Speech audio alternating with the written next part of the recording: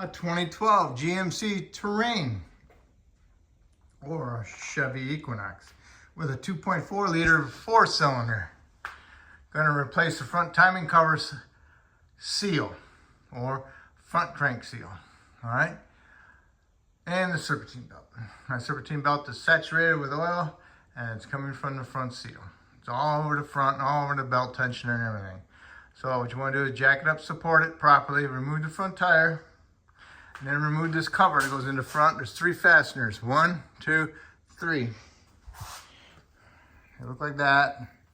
Door panel tool, get them off. Remove that. Then you want to remove your serpentine belt. I cut mine with some side cuts because mine was all oil saturated. The tensioner is actually up here and it has a 3/8 drive square hole in it if you want to use the ratchet. Next you need to do is remove the crank bolt. It's a 21 millimeter. This is it. And on this one you don't need to have a puller or anything. This thing just comes right out. All right.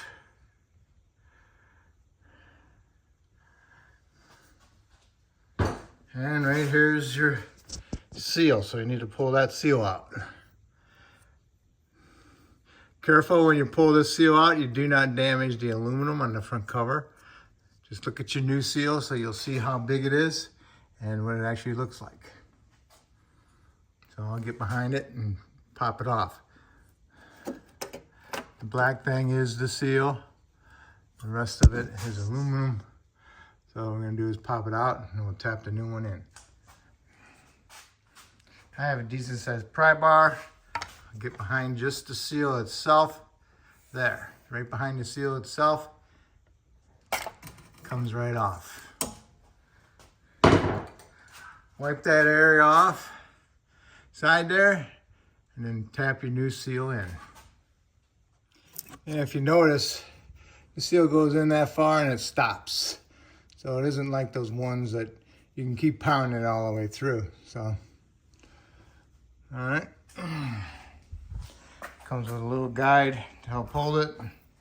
And what I'll do is, I think I'll get me a pipe behind it and tap on the pipe when it fits right on, or I can use my old seal to help pound it in. There, I got my old seal on there. I could use that to help tap it in there. Got me a bearing installer. I use an old bearing race. And I got the old seal on there. I guide that up in there. And I can smack that with my hammer. And I will push the seal in.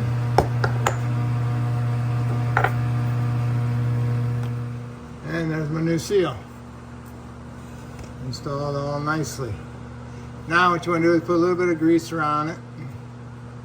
Put a little bit of grease or oil on your balancer.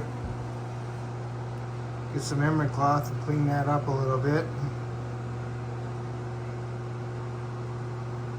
And up in there, right here, is where the seal rides. That's where you'll need your emery cloth. Alright. Down here, where the bigger part that's cleaned off, that's where the oil pump rides. So what you're looking at is right here, where my thumb is. Alright, got it all cleaned up. Now I'll put some grease on that, and then I'll go ahead and reinstall it.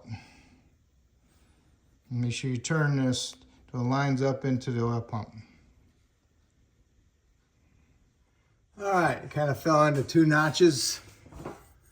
And it's about that deep. All right, now I can go ahead and put my bolt on and torque it. Okay, you torque it to 75 foot-pounds, and then you put a 125-degree angle torque on it, which is roughly 90 and 125. Okay, so that'd be a 1/2 and a 1/4, or actually an 1/8.